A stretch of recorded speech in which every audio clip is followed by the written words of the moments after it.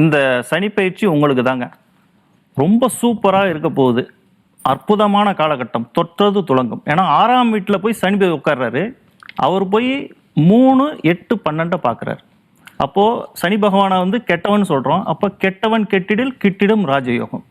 அப்போ அற்புதமாக இருக்கும். வேலை இல்லாதவங்க வேலை கிடைக்கும், திருமண பாக்கியம் அனைத்துமே சூப்பராக நடக்க போகுது.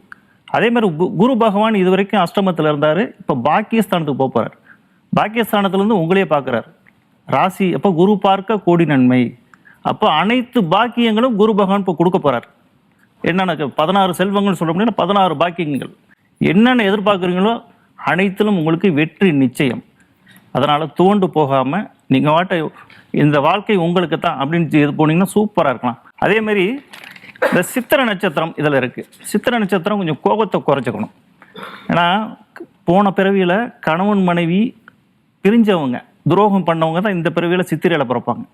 அப்போ மனைவி கிட்ட அனுசரணையாக இருக்கணும். இந்த பிறவிலையாவது மறுபிறவி இல்லாமல் இருக்கலாம் இல்லையா? அதேமாரி அவங்க வந்து கல்கருடன், கும்பகோணம் பக்கத்தில் இருக்கிற நாச்சியார் கோவிலில் கல்கருடன் இருக்குது.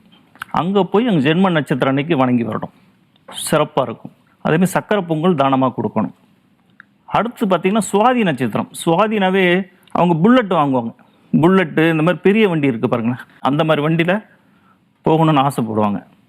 அவங்க வந்து விநாயகர் வழிபாடு, யானைக்கிட்ட ஆசீர்வாதம் வாங்கணும். அவங்களுக்கு தீனி கொடுக்கணும், யானைக்கு தீனி கொடுக்கணும். யானைக்கு துந்திக்கையில் தீர்த்தம் அந்த மாதிரி ஊற்றி நம்ம மேலே தெளிக்க சொல்லணும். அப்போ அந்த ஆசீர்வாதம் சூப்பர். காசு கொடுத்து இது பண்ண தீர்த்தம் தெளிக்கணும், சூப்பராக இருக்கும். அது அருமையான பரிகாரம். லக்ஷ்மி நரசிம்மர் அங்கே போகணும். அதேமாதிரி விசாக நட்சத்திரம் பார்த்திங்கன்னா எதுக்குமே துணிஞ்சவங்க, ரொம்ப அருமையாக இது பண்ணுவாங்க. எல்லா விஷயத்துலையும் சாதிக்கணும் அப்படின்னு நினைக்கிறவங்க. விசாகம்னாவே முருகன். அப்போ முருகன் கோவிலுக்கு அடிக்கடி போகணும். சுவாமிமலை முருகனை 60 படியையும் மிதிக்கணும். ஒவ்வொரு படியாக ஜம்ப் பண்ணி போகாமல் ஒவ்வொரு படியாக இது பண்ணும்பொழுது எந்த தோஷமும் இல்லாமல் அருமையாக இருப்பீங்க. வாழ்க வளமுடன்.